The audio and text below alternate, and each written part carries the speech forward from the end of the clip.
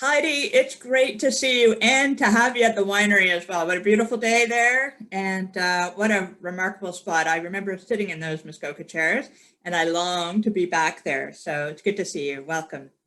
Thank you. Actually, it's nice to be here too and have guests coming back to the winery. It's been a long winter, so it's nice. It's a beautiful day today too, so it's making everyone pretty happy.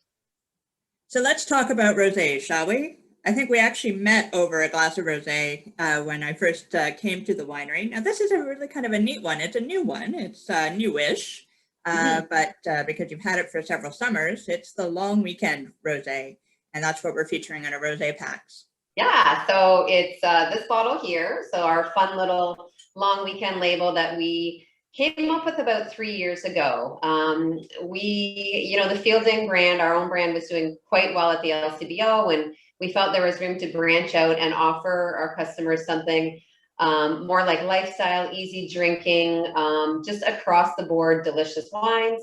So we have the Long Weekend Chard Pinot Grigio, and we have the Cabernet.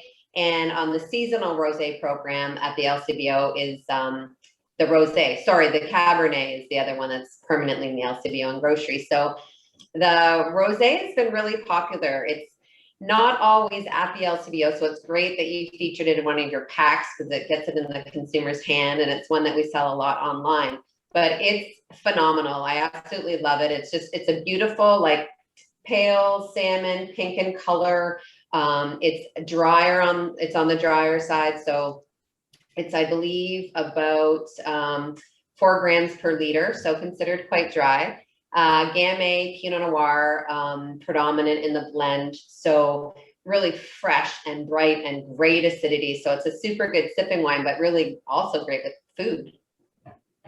And on that note, what kind of food would you, if we were together and ready to go out on a picnic or have a barbecue, what would you be whipping up in the kitchen for us? Definitely I would do burgers for sure. Yesterday I served it. I did some skewers that had watermelon, bocconcini cheese, basil, and tomato. Those were great.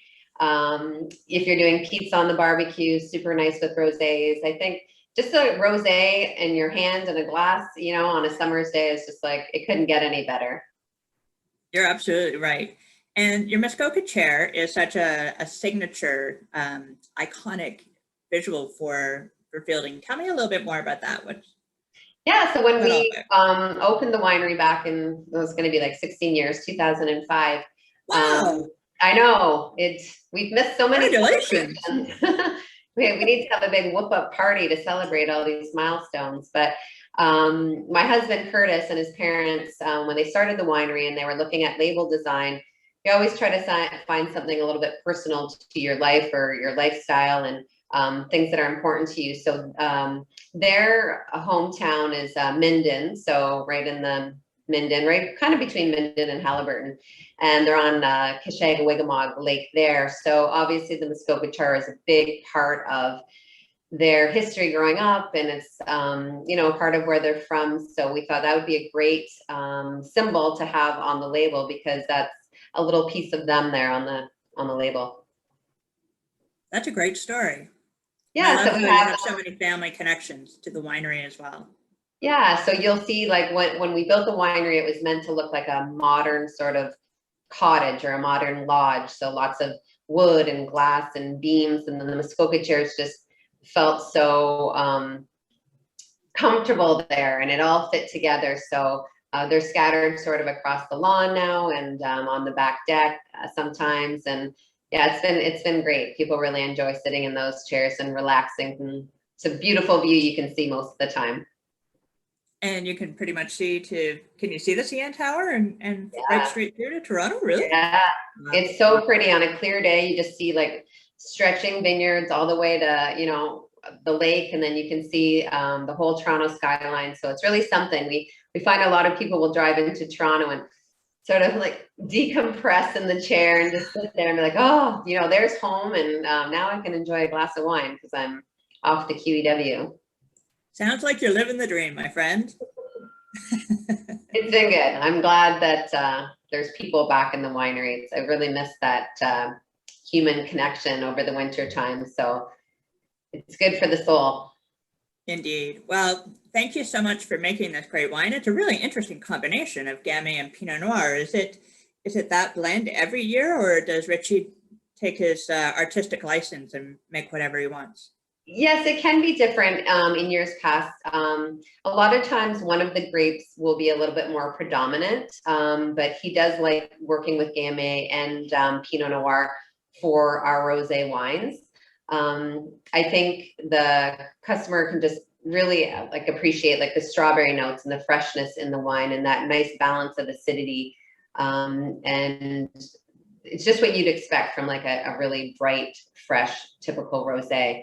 I want to mention that we are doing a bit of a label tweak on the Rosé Long Weekend and on the Cab Long Weekend. So consumers can look for that sort of in the fall of this year and in the spring of next year for the Rosé. So it's pretty cool. I think people are really going to like the new labels.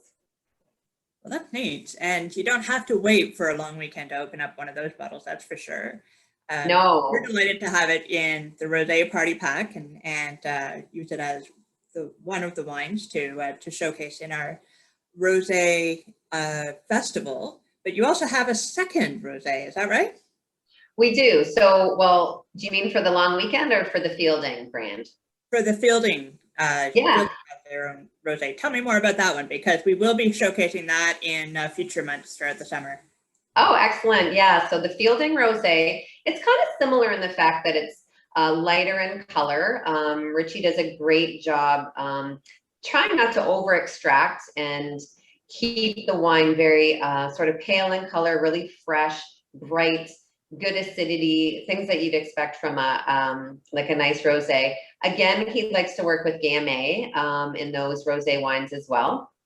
And sometimes there'll be a little bit of a blend. So depending on what vintage you will receive, it will be noted on the bottle, but still done in that dry style that is so popular right now. And again, very food friendly, a wine that you could just crack. Really, I like rosés throughout the year, not just in the summer, but I mean, you can't help but love them a little touch more in the summer months because it just is perfect. The Long Weekend Rosé we do make in the 3-liter bag-in-box too. No way. Yes, That's perfect for boating. It's perfect and slightly dangerous, but yeah, so it is DQA. It's the exact same wine that's in our bottle that goes into the box, and it's 3 liters. So it stays fresh for 6 weeks. If you can last that long, mine seems to disappear quicker than that. But that's been really popular. We sell that on our website and in the store. So something fun for boaters and cottages. And we have a pool, so I like to not have glass by the pool, so it works out good. That's a really good idea. I'm going to remember that. And I'm sure everybody's like, bag in the box. Like some people have got this idea of, no, it's not a good wine. You know what I actually bought just recently? Maple syrup in a bag and a bottle. And it came as 5 liters. We go through so much at home, and I always feel awful throwing away each one of the bottles, even if it does go into recycling. But the maple syrup, why not?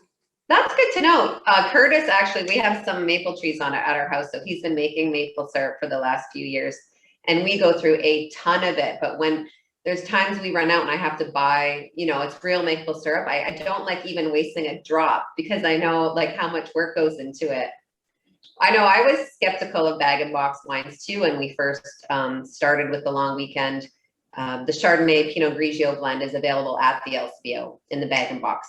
Okay. And, growing up in the wine industry, bag-in-box isn't something you just always had. You kind of had this notion that it was for cheap, lower quality wines, but it's neat to see what's happening. You'll notice a lot in the States, they have a really good like single varietal wine. So I thought it was great. So we tried it and I thought, this is literally the handiest thing ever. How did I never know about this before? That's a great tip. And just before you go, let's talk about that watermelon skewer recipe again. Yeah. Watermelon, bocconcini, what else? The little cherry tomatoes and basil. And then you can always drizzle a little like balsamic glaze on it, but I kind of like it, or like crack some nice like salt and pepper on it. It's really nice. I like it just fresh. I don't think it needs the balsamic, but I like the watermelon with the tomato and the cheese with the nice little bottle of rosé goes so well together. Fantastic. It's always great chatting with you, and I think we could go on and on and on forever.